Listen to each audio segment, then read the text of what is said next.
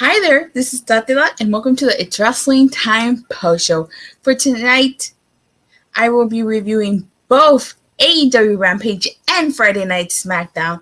Okay, so let's kick things off with AEW Rampage.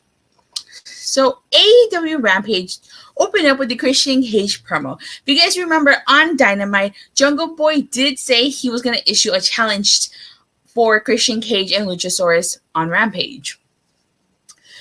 So if you notice on commentary, JR makes a reference to seeing a picture of Jungle Boy and his dad at a wrestling show about 10 years ago, and he's referring to a pic of Luke Perry and Jungle Boy at SummerSlam. So Christian Cage starts talking about how Jungle Boy only makes challenges face to face, and that Jack Perry must be like Boston, isn't very smart, and thinks he's a tough guy. So Jungle Boy ends up coming out, and he's basically saying that Christian Cage and Luchasaurus have cost him everything, because Christian Cage said that Jungle Boy cost Luchasaurus the All-Atlantic title. So Jungle Boy then goes on to say that Luchasaurus wasted 3 years of his life, and that he's going to stack the odds against himself and wants to face Luchasaurus inside a steel cage match at Full Gear. I thought this was kind of funny because, everybody's always making that joke about like Christian Cage and Ethan Page and Hangman Adam Page wrestling inside a steel cage with Damon Dallas Page as a joke. So when he said steel cage, I immediately thought of that joke, which I thought was hilarious. So then Christian Cage starts talking about how maybe Jungle Boy realized he isn't as good as he thought he was, and that the real pillar is Luchasaurus. And since it's obvious that Jungle Boy isn't going away, they're going to have to put him away for good. And he tells Jungle Boy that he hopes his mom is at ringside. So they started to call Jungle Boy more of Jack Perry. They started referencing him as Jungle Boy Jack Perry. Christian Cage then goes on to say that Jungle Boy is lucky he has his father's Hollywood looks, because that's all he's pretty much going to have. And then Jungle Boy attacks him, and, Christian Cage sets up a chair, and Luchasaurus chokeslams Jungle Boy onto that steel chair. So we're going to get a cage match, and I honestly think that the cage match is going to be the end of it, this feud, I would think. I think I see Jungle Boy winning and possibly moving on from this feud afterwards. But good opening segment.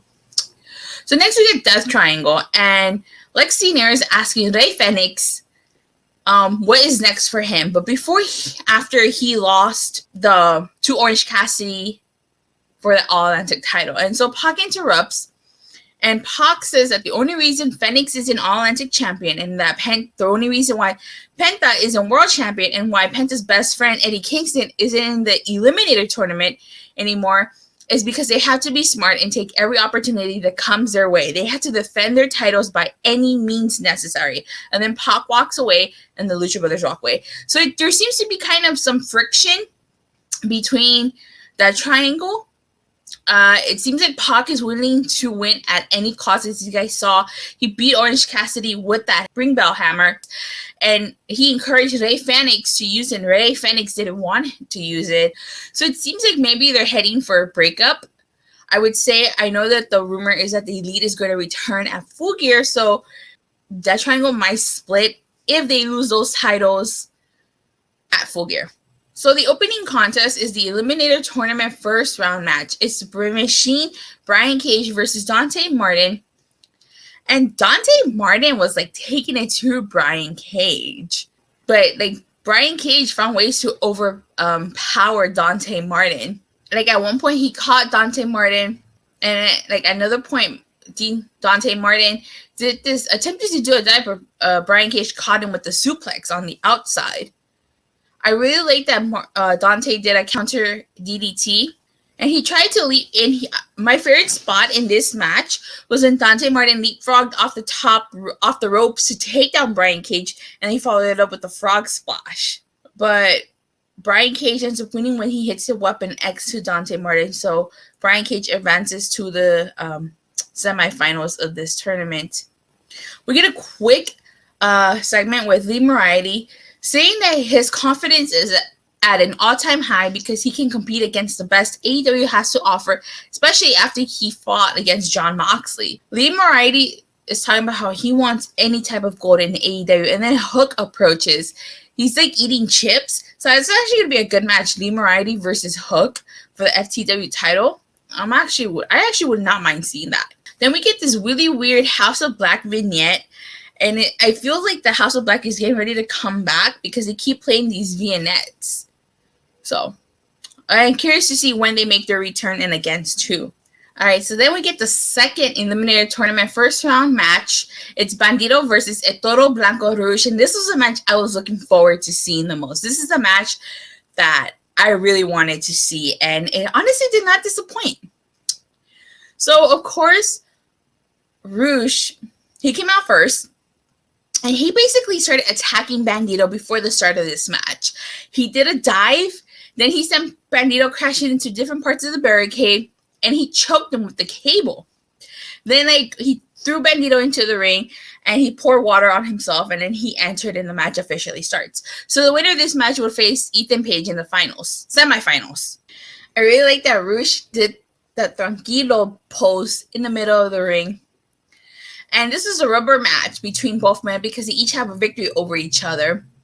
I like the back and forth chest chops between each man. I really like that tornado off the ropes that Bandido did to Rouge.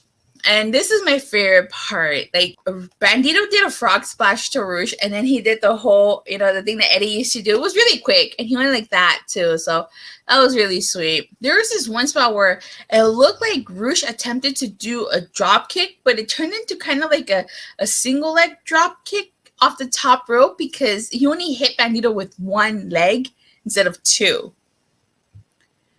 So Bandido ended up catching Rouge, and he did a military press slam, which I thought was really cool. There was kind of like a small spot where they did German suplexes on each other, and then both men ended up going down. So Jose, the assistant, he handed Rouge a chair, but it was just a distraction so he could take Bandido's mask off. So John Silver came out, and he caused a distraction. He came out, and he took out Jose, the assistant. And you guys remember on Dynamite, Rouge said that he would only give a title shot to 10 and not to everybody else in the Dark Order. So Rouge got distracted by this, and Bandido rolled him up for the win, and so Bandido won. Now, I have to say, I was a little disappointed by that roll-up pin victory. I kind of wanted Bandido to do the 21 plex, so I was disappointed we didn't get to see that in this match. I really wanted to see the 21 plex. I love seeing that move. But we didn't get to see it in this match. And so I thought he would have done the 21 plex and then go for the pin. But he just did a roll-up pin to Rouge. So I'm glad Bandido won. It was a good match. And I get why John Silver came out and distracted. It made sense. So now we have a Claudio Castagnoli segment. He's backstage. And Jack Hager approaches him. And he extends his hand and tells him that they go way back. They were a great team. He says that Claudio was a great sports entertainer. And he tells him he's a great wrestler, but he would make an even better sports entertainer. And he tells him to think about it. And the part that I thought was so funny was that Jack Hager, he has that purple bowl hat, and he says he likes that hat. So he keeps wearing it. So back when they were in WWE, Jack Hager and Claudio Castagnoli, then known as Jack Swagger and Cesaro, were a team called the Real Americans, and they were managed by Seb Coulter. And they were actually a good tag team. So that's what he's referring to. So it's interesting that he brings this up now. Maybe they're trying to steal Claudio Castagnoli away from the BCC. We had Nyla Rose versus Kyla Sparks. The main thing to talk about this match was the fact that Nyla Rose was mocking Jade Cargill during this match. She did the pump kick to Kyla Sparks, and then she was posing like Jade Cargill, and to add insult to injury, Nyla did the Jaded to Kyla Sparks, which is Jade Cargill's finisher. So after the match, Jade and the baddies came after Nyla, and she hit Nyla with the pump kick, and security just kept Jade away from Nyla. So I get why they did this. I feel like it was unnecessary. I mean, I think it's pretty obvious that Jade Cargill is still going to retain at Full Gear. So we have seen this feud before, I don't know why they went back to Nyla. I guess if they're going to have someone like Chris Statlander take the belt off Jade, you got to stall. So I guess there's just like their way to stall. But after Nyla, I don't know where Jade goes from there. I think she's pretty much face pretty much everybody, it seems like it. So I don't know who Jade's next challenger would be after Nyla. So as always, we get the main event promo before the main event itself. And QT Marshall says that Lee Johnson did enjoy the factory. He came home. He will bring home the first title. And we find out that Lee Johnson is a first graduate of the factory. I like that Lee Johnson said that Orange Cassidy is in a cosplay like Danhausen. This is not Sidwell Report Danhausen, who said he will rip out Johnson's teeth. And then like Orange Cassidy starting Mark Henry's catchphrase. And Orange Cassidy and Danhausen are hilarious together. So this leads into the All-Atlantic Championship match. It is Orange Cassidy versus Big Shotzi Lee Johnson. This was actually a good match. I actually really enjoyed this main event. And I found out that Lee Johnson's only 24, and he's actually really good. For him being so young, he's got like a bright future ahead of him. So at first, like the first part of this match, like Orange Cassidy's trying to put his hands in his pockets. Lee Johnson is not letting him. And so when finally Orange Cassidy does put his hands in his pockets and he does his little kicks to Lee Johnson, I thought that was so hilarious. Orange Cassidy then does a drop kick to Cole Carter, who attempts to get involved in this match. I like when Orange Cassidy bounces Lee Johnson from turnbuckle to turnbuckle. That was hilarious. QT Marshall attempts to cause a distraction, but the best friends stop him. Nick Comoroto sends Orange Cassidy over the barricade. And poor Danhausen, like he tried to curse Nick Comoroto, and QT Marshall just pile driver Danhausen onto the steel steps. So as Danhausen is being carried away, you can see it cuts to the crowd, and you can see this guy right here in the red that I circled. He's wearing a black Power Ranger shirt, and I thought that was like more phenomenal because like it goes to show that wrestling fans are Power Rangers fans. And I've been saying that for years, but some people don't believe me. Like at Power Morphicon, I ran into wrestling fans. The Illuminati, if anybody is familiar with the Illuminati, their shirts that they wore at Power Morphicon were inspired by the Bullet Club. That's really, really more phenomenal. And I like that. And, I do that too. I wear my Power Ranger shirts to wrestling shows. And if you can see here, I got the Dino Megazord by me. I thought that was really cool. But back to the review. Okay. So Lee Johnson hits Orange Cassidy with the boot. And then he does the suplex to him. And then both men attempt to do a clothesline and they end up going down. So there was this one spot where Lee Johnson distracted the referee. And like Nick Comoroto attempted to attack Orange Cassidy, but transferred him, which I thought was pretty cool. And so after Chuck Taylor took out everybody, him and Trent hugged. And then Orange Cassidy took off his sleeve, which means he's going to do the orange punch.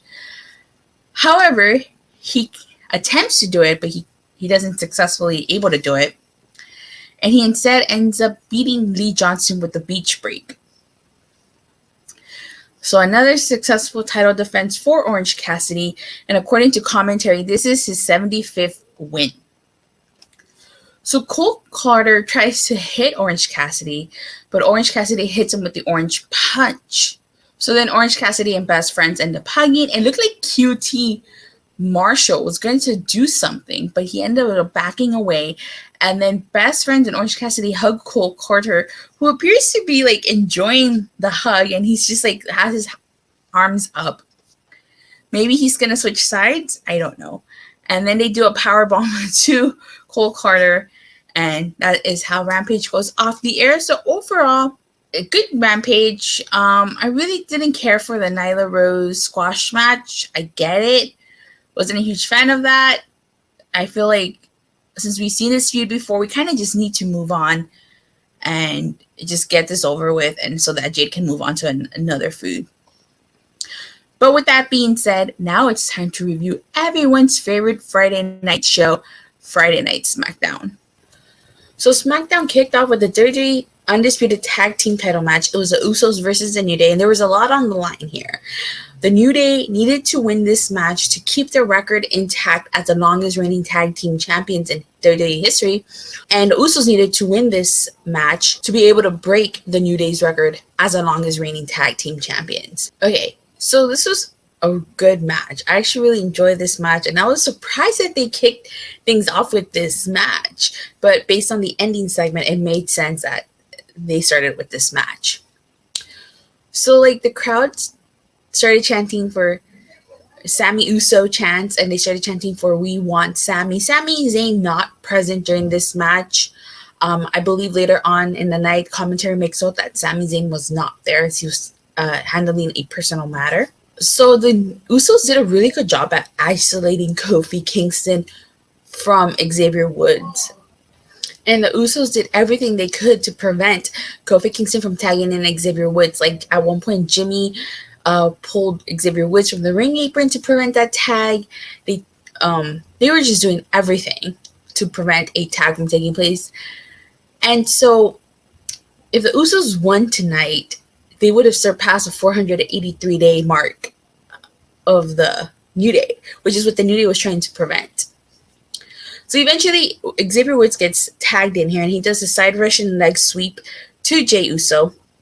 Jimmy gets double teamed by the New Day, and Kofi Kingston hits an SOS to Jey Uso. There's a double kick to Xavier Woods, and then to Kofi Kingston, and then back to Xavier Woods by the Usos. And they do a double splash to Xavier Woods, and then Xavier Woods surprisingly manages to kick out of that. So at this one spot where all four men just stare at each other, and then the Usos end up catching Kofi Kingston mid-air with a 1D, and the Usos successfully retain their tag titles and have now officially become the longest reigning tag team champions in WWE history. Now, okay, we have to remember, at the time that the New Day became the longest reigning tag team champions, WWE was being sued by Demolition. And Vince McMahon, being petty, wanted to wipe Demolition off the record books, hence why the New Day ended up surpassing their record. And that was a record that the New Day was holding on to for a couple years. I think, 4 years, I believe, since that lawsuit happened. And so now, no disrespect to the Usos at all, but the only reason why the Usos even surpassed this record in the first place was because they won the tag titles last year, and there was really no clear plan or indication of them when they were going to drop those tag titles. You know, Vince put the tag titles on the Usos, and who's to say that they would have surpassed the record? You know, I had the Usos not won the tag titles last year, they wouldn't have surpassed the record so far. You know, but I mean, this is a result of some of the last booking decisions that Vince McMahon had made. And, you know, not saying that the Usos don't deserve to surpass the record of the New Day, but it just so happened that they were given those belts last year and they ended up surpassing the record. Had they not been given those belts, I don't think they would have surpassed the record at the moment. Maybe they would have surpassed it next year, or maybe they wouldn't have surpassed it at all. Who knows? But what do you guys think of the Usos surpassing the New Day's record? Do you think that the Usos deserve it? Was it a well-deserved reign? Or is this just kind of a result of the last remnants of Vince McMahon's booking? So afterwards, we get a Bloodline segment, and Roman pretty much says that it's time for him to handle some stuff, and he's going to handle business out in the ring. And he's like extra hugging Jey, which I guess says a lot because they did have that whole rivalry like 2 years ago. And not to mention he's having problems. Jey does not like Sami Zayn. So Sami wasn't there, and I feel like Sami being there would have added more to this segment. We get the start of the Smackdown World Cup. We get the first round match. It's Shinsuke Nakamura versus Santos Escobar. And honestly, like on commentary, if you guys know by now, Shinsuke Nakamura is going to face the Great Muta, and they actually promoted that match on commentary. I was kind of surprised by that. With all the changes to commentary since Vince McMahon left, kind of shouldn't surprise me anymore. And I'm happy Santos Escobar won this. I would have felt some type of way if he didn't win this. He won with the Phantom Driver to Nakamura. Granted, Cruz del Toro and Joaquin Wilde did get involved in this, of course. But I just feel bad for Nakamura because I feel like he hasn't really done much. He's just kind of there. Since Triple H took over, you would think that he would have been one of the people that benefited from Triple H taking over, but clearly he hasn't. I don't know where Nakamura goes from here, and I really don't know what they're going to do with Nakamura going forward. Seems like he's just going to be there. And then we get an LA Knight segment, and he starts talking about how like the only thing that needs to be acknowledged is not having him in the World Cup. He's standing in front of a TV, and on that TV you see like a Bray Wyatt logo, and he gets mad and he orders the TV to be turned off. Bray Wyatt appears and officially introduces himself to LA Knight, and he starts telling him he can see all the anger and rage brewing inside LA Knight, and that for the longest time he was pretending he wasn't proud of the things that he's done, and he asks how far LA Knight is willing to go.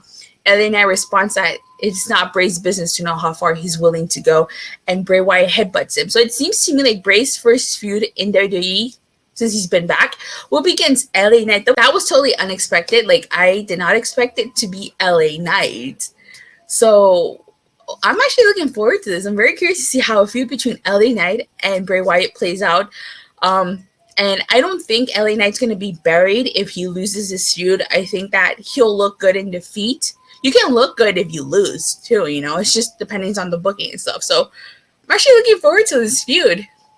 Very curious to see how things played out. We get a 6-pack challenge #1 contenders match. It's Liv Morgan versus Lacey Evans versus Shotzi versus Xia Li versus Raquel Rodriguez versus Sonya Deville. And this wasn't a bad match, but the one spot that I really want to talk about was there is this one spot where Raquel Rodriguez sets up a table, and it seems like she's going to go to do a Tejano bomb. I'm assuming she was going to do a Tejano bomb to Sonya Deville, and then like Liv Morgan jumps off the barricade, and she and Rodriguez crashing and hit the edge of the table. That looked really bad.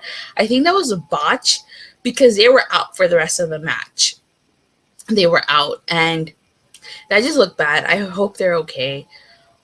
Again, I don't know if that was intentional or if that was just a botch. And Shotzi ends up winning when she hits the Never Wake Up to Lacey Evans. And I kind of feel bad for Lacey. She hasn't been used as much. I think this is only her second match since Triple H took over. Correct me if I'm wrong on that. So after this, we get a Shotzi backstage segment, and she bumps into Emma, who tells her that she could take Ronda on, and Shotzi tells Emma that she took Ronda to the limit and that they need to have a talk. So Emma asks Shotzi if she's seen Madcap around, and then Shotzi tells her no, and accuses Emma of crushing on Madcap. Okay, so I have to say, I don't like where this is going at all. For just you guys who don't know, Emma is dating Madcap Moss in real life. And if they're going to incorporate this into a storyline, I'm really not looking forward to it. I've never been a big fan of the romance storylines unless it fits.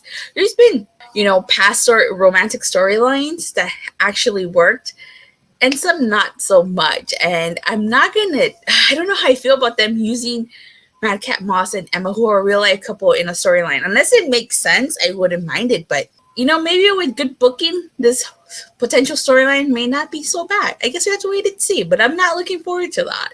So Shayna Baszler approaches Shotzi and congratulates her and tells her to enjoy her time in the spotlight, that the only thing that she actually won was a broken arm. And Shotzi tells her that she will endure whatever Ronda is going to throw at her, and because Ronda's never been in the ring with her. And so Shayna tells her to tell Ronda to her face, and so when Shotzi turns around, Ronda's there, and Shayna chokes out Shotzi. So I'm actually liking the pair between Ronda and Shayna Baszler.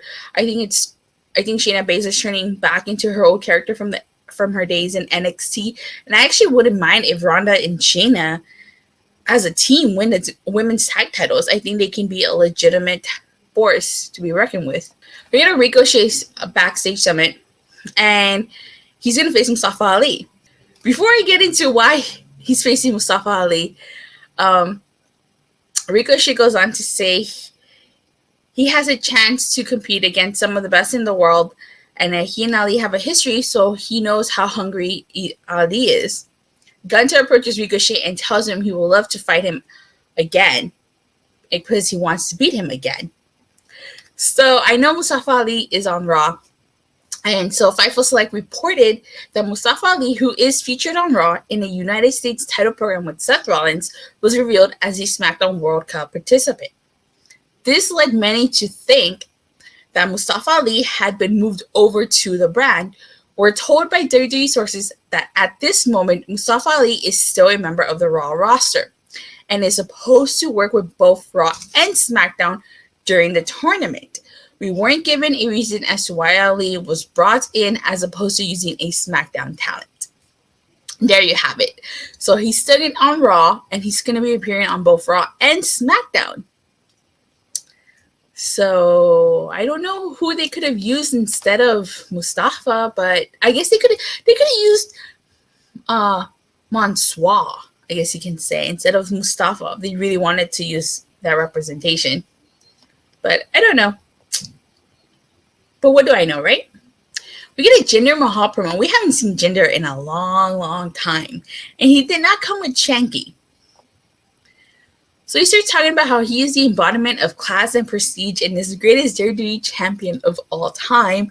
And he says that he missed the crowd and he's back. And tonight his ascension to the top begins by winning the World Cup and then becoming Intercontinental Champion. And Braun Strowman comes out. So this leads into the Smackdown World Cup first round match. It's Braun Strowman versus Jinder Mahal.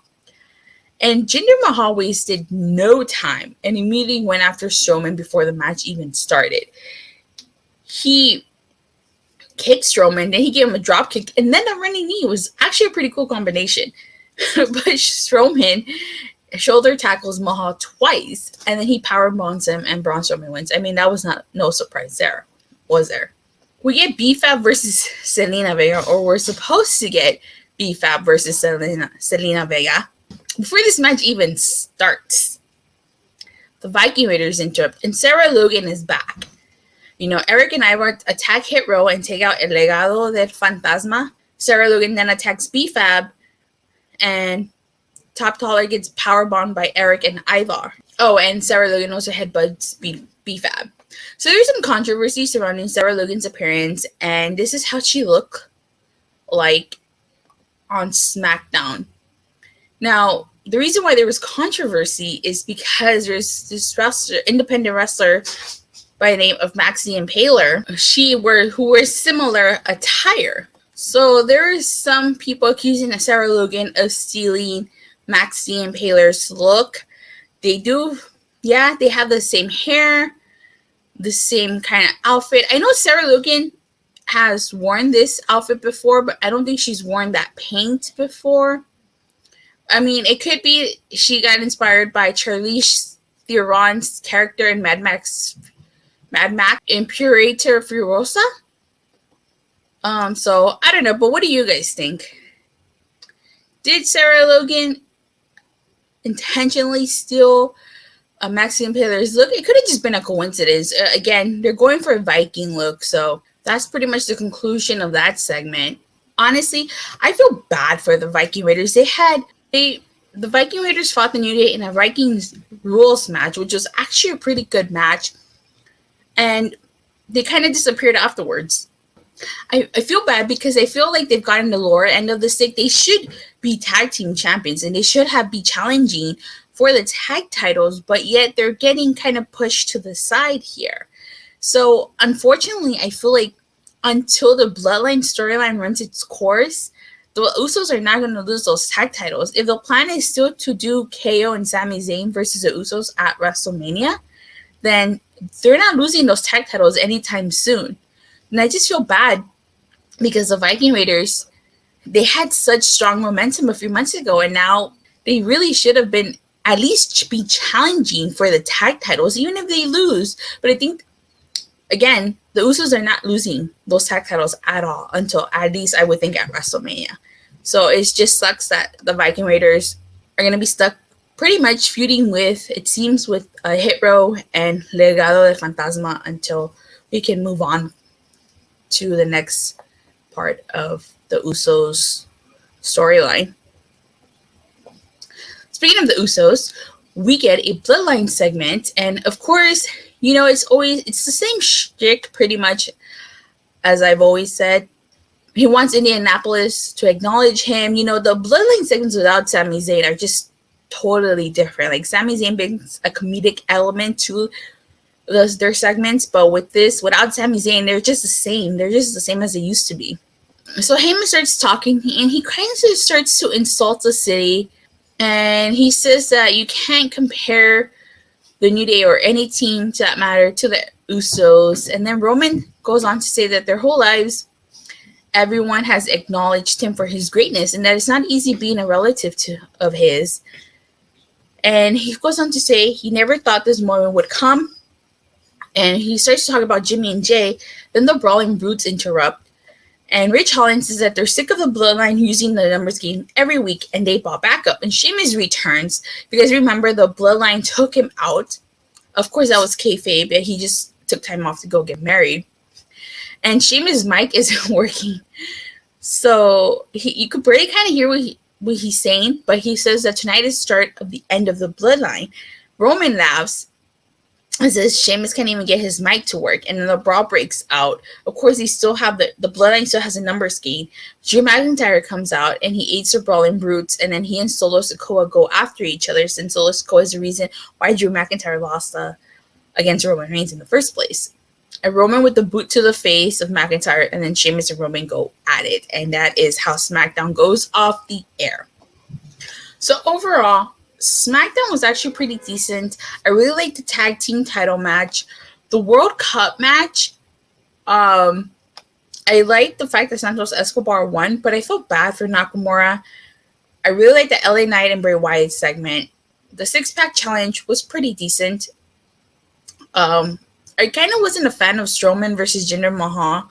I don't want to say it was a squash match, but I just felt like it wasn't necessary. B-Fab versus Zelina Vega didn't really happen. And the ending segment with the Bloodline, I get it. It was used to set up for their War Games match. But I wasn't a huge fan of the whole promo that they did.